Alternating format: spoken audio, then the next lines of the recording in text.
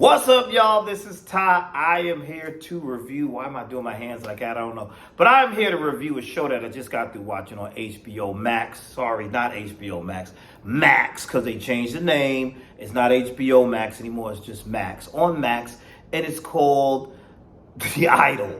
And I almost forgot the name. I know that's crazy. It's called The Idol. And it stars Lily Rose Depp and The Weeknd.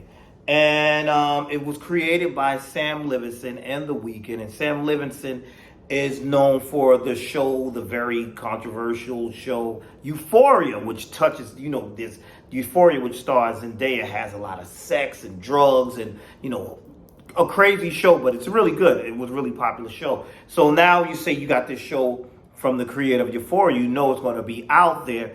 And I said, let me check it out to see what's going on. And now I've seen that a lot of critics hated it and a lot of fans hated it. They said it was bad acting and bad this and just over-sexualized and all that.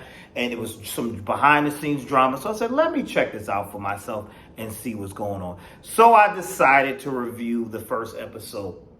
Now, what is the premise of this show? Glad you asked. Let me tell you. So The Idol is about a pop star who had a nervous breakdown, who was trying to, get back on track. She had to cancel her last tour. And while trying to get her career back on the top and get it back on track, she meets this cult leader, Tedros, played by The Weeknd. So that's pretty much the premise, and we get to see their ups and downs. I've only watched one episode so far, which was the first episode. And the first episode introduces us to the characters and brings us into the world. And I'm like, okay, not bad. So we see that Jocelyn, that's the name of the character that Lily is playing, Jocelyn, the pop star. We know she's had a nervous breakdown. We know she's trying to get through things. We have an intimacy coach at her house because she is doing a photo shoot at her house at a mansion. They decide, to bring some attention to her. They're going to have somebody from Vanity Fair come in and watch her as she does this photo shoot and gets herself ready to do her dance routines and all this for her latest single or whatever have you. And we meet the cast of characters, the handlers, the manager, the owner of the label, the co-manager, those type of people. And we see, basically, I see off the bat, okay, nobody really cares about this girl. Nobody really, all the bottom line is to make money off this pop star. And, they're mentioning what she's been through. And there's one guy, I should say that the intimacy coach, he was the one who was saying, according to the label's writer, we can't show too much of her breast. We can't show this, that, and the third. She's like, listen, I want to show, we should show it, this, that, and the third. Her manager's like, how could you deny those breasts? Let them be out there. He locks the dude in the closet so that they could go ahead and have this shoot and have her tatas hanging out and carrying on like that. But meanwhile, this seems to be a bigger problem going on. And the bigger problem is while they're trying to get all this going, getting this going, and getting this video shoot and everything ready, a picture drops on the internet, which puts her in a very unflattering light. And that picture is semen on her face from, whatever relation she had, whoever she was dealing with, she must have agreed to take this picture, and they decided to share it with the world. So now they're trying to hide this from her, and you see them hiding her phone and trying to see, how are we going to do this? Because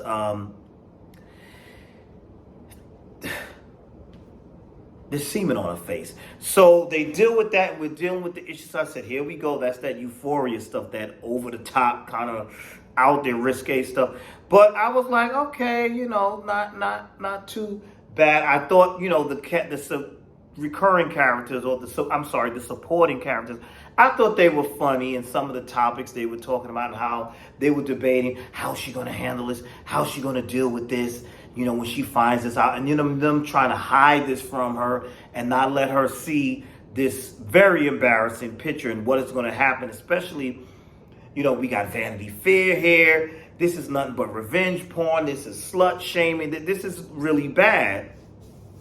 And she pretty much, she sees it, and she kind of, she didn't handle it as bad when she did find out about it. She did not handle it as bad as they thought she would handle it. But then she's more concerned about this song, getting this song right. She's not pleased with how the song is going and all this other stuff. And then that's when she goes to the club of Tedros, I hope I'm saying his name right, which is played by The Weeknd. And I have to say, the thing that got me, you have this troubled pop star who's trying to get her career together and get it right. And she goes to this club of his with no security. And she clearly doesn't have any real friends because he's off the bat creepy, rat tail and all. He's he's off the bat creepy. And it's like, really? Like, this is, well, some might say that, no, this ain't no rat tail. Some might call it one. I don't know, but anyway, he's off the bat creepy. And I'm saying to myself, she fell for this guy, and he's like this cult leader, and he just looks weird and creepy, number one. And she's upset with the song. She's not liking how her song is. She has a conversation with him. He sees her. Is that Jocelyn? Come on over here. And he goes over to her, and, he pretty much wins her over, basically. And she's like, oh, a guy with a rat tail and all sorts of stuff. They start discussing music. And he told her the song wasn't bad. It's just she wasn't convincing. She don't sound like she really know how to get down in the bedroom. Like the song ain't sexy enough. Make it sexy. This, that, and the third. So I said, okay, this is kind of interesting. This is holding my interest.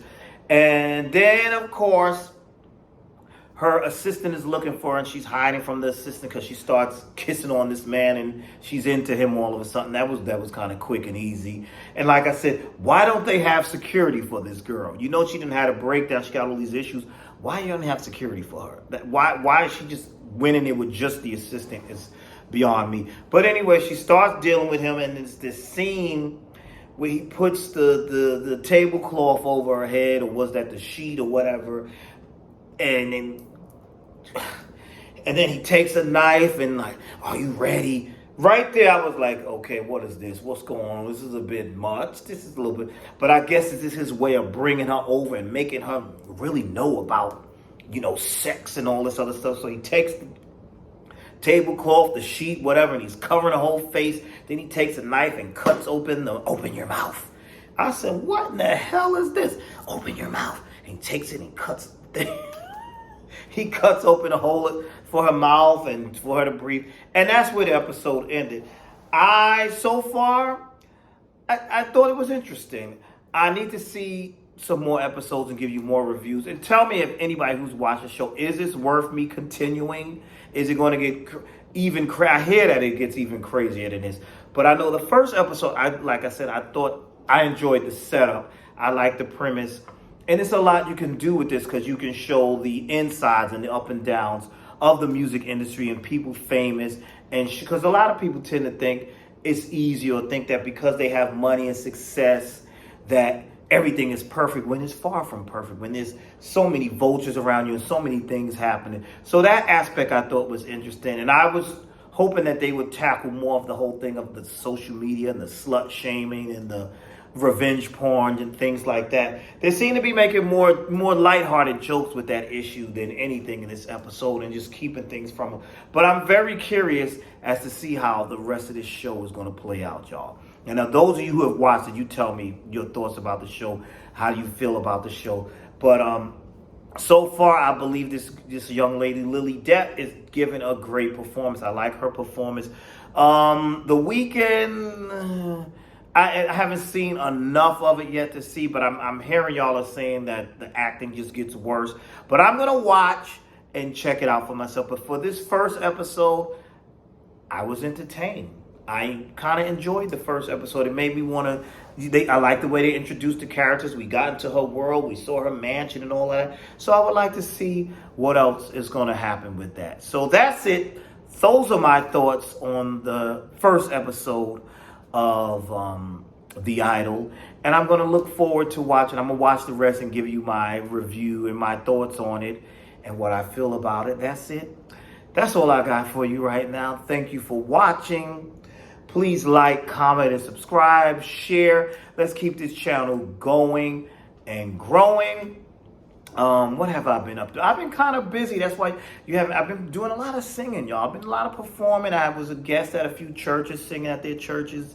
I'm still auditioning for things. I'm still working on some things in my work life and all that. A lot of things going on. So that's why I haven't had any reviews up. I did put a few performances up, me singing in church or me at one of my gigs at the Sugar Bar. But I've been blessed, booked, and busy, so I can't complain about that. But that's all I have for now. Thank you for watching. I will see you all in the next video.